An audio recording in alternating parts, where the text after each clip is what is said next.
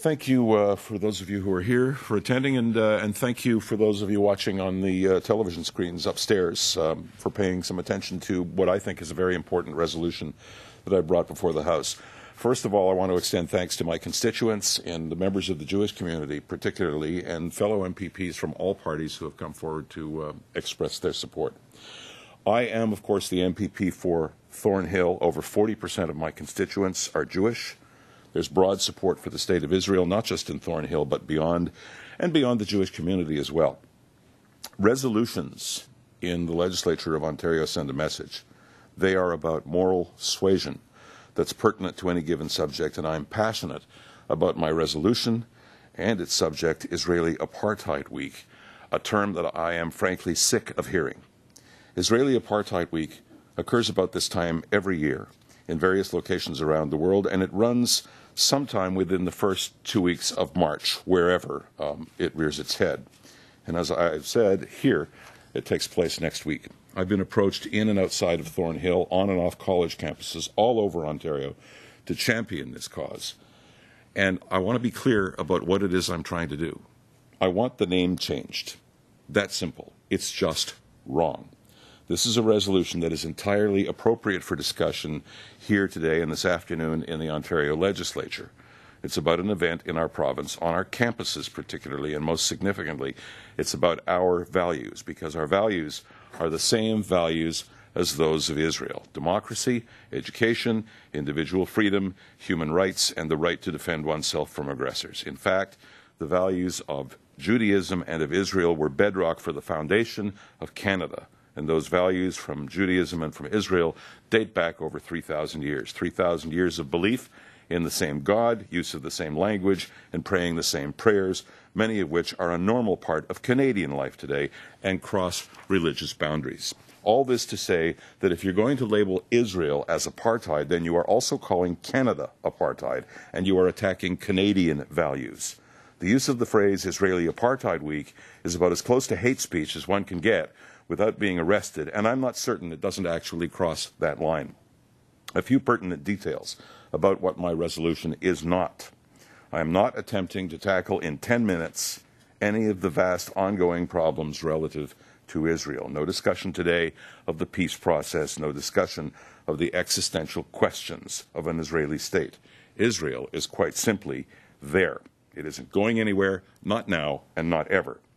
Let me say that Israel, while demonstrating some very remarkable positives, is in the end just like Canada or any other democratic country, not always right and always dealing with significant political challenges. My resolution is, however, not about any of that. I raise it by way of asserting that I or anyone can debate these questions anytime and in any place as long as such a debate is respectful and fair to all who seek to express their opinion. Israeli Apartheid Week does not allow that, and in our free environment, in our hate-free public forum, it has no place. Do I have a problem with people of any stripe engaging in political dialogue about that region? No, I do not. Do I have a problem with one-sided views being expressed by either side? Never a great idea, but actually the answer there is no, I do not as well. So what's my problem? My problem is the name Israeli Apartheid Week. And as someone wiser than I once asked, what's in a name? Calling this series of events by a name that is in itself both assumptive and declaratory prior to anyone debating anything, we come dangerously close to condemnation and engaging in hate speak before any dialogue of any type.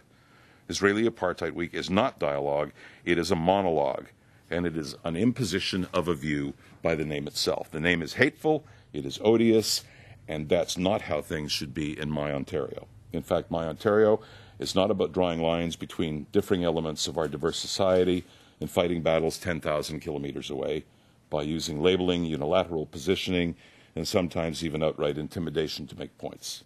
My Ontario is about informed discussion, and if informed discussion should occur anywhere, it should be on the campuses of our universities and colleges, public institutions of learning, using public funds. I said earlier that my resolution is not relevant to the existential question of Israel. Israel lives, it always has. The doubters can refer to archaeology. There is a land where Jewish people predate every other existing civilization, every other race on earth, and by thousands of years. Israel, through the millennia, operates in a remarkably open and a fully democratic way. Where else can anyone make that claim? Happy to take questions. What do you want the name to be changed to, Peter? Anything anybody wants, but get rid of the word apartheid. Apartheid means only one thing. It refers to a period in the history of South Africa where there was a legitimization or an attempt to legitimize by law the separation of races. And that's not what Israel does, not by any stretch. It's the word apartheid that you object to. Particularly. It's an inflammatory word. Obviously, it raises the temperature in a lot of debates. I'm wondering if you'll also sponsor a resolution condemning the use of the description of Ontario as an apartheid state in the Caledonia. Well, you know, you can talk to others about that. I am trying to deal with something that is a particular effect in my community.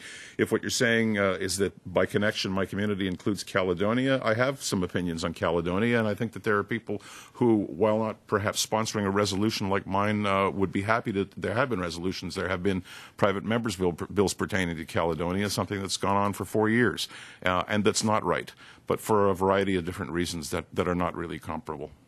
Peter, what kind of support is there among, I mean, obviously presumably your caucus is backing you on this. Have you talked to folks in the other two parties about this resolution? These kinds of things, as you say, are largely symbolic, but there is some finessing that needs to be done to get there. I think you make two valid points. I'll answer your question and I'll expand on what you said.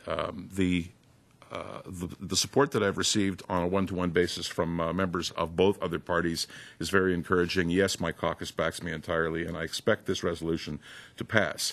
Will there be some reservations expressed? I don't know. You'd have to listen to the debate to find that out. But I think that what time is that going to be at this afternoon? It's the first ballot item this afternoon, so probably somewhere between 1:30 and 2 o'clock. And I think it'll be particularly interesting. But there's a community of interest there. Not in suppressing any kind of debate, as I've said. Debate is something that we encourage on college campuses.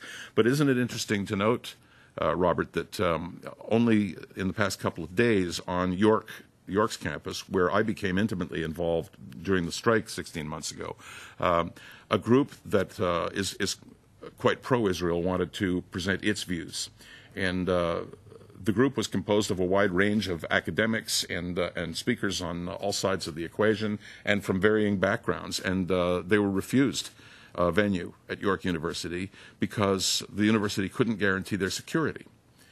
The university couldn't guarantee the security of people who wanted to speak pro-Israel, but somehow or other they can guarantee the security of people who want to speak against it.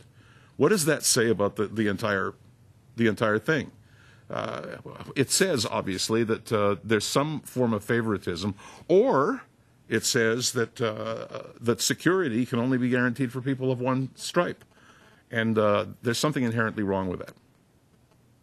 So just to be clear, you object to the use of the word apartheid in this, but you don't have a problem with the apartheid being applied to Ontario and Caledonia? Well, I don't know why you keep drawing the parallel. I mean, you could, if you want to use apartheid as a word to describe anything, go ahead. I've heard it used to refer to treatment of native peoples. I've heard it used by you today on the question of Caledonia. I've heard it used in other parts of the world. You hear ethnic cleansing used all the time. Apartheid is a hideous word. It's an Afrikaans word. It applies to an event in the history of the country where the only country in the world where Afrikaans is spoken, South Africa, at a particular time in history that ended about 20 years ago when Mandela came to power. So I don't want to see it applied anywhere. If there are inequities, and there surely are, in treatment of one side and another in the Caledonia dispute and in other places in the world, go ahead and discuss them. And go ahead and discuss the Israel question. Just get apartheid out of the equation.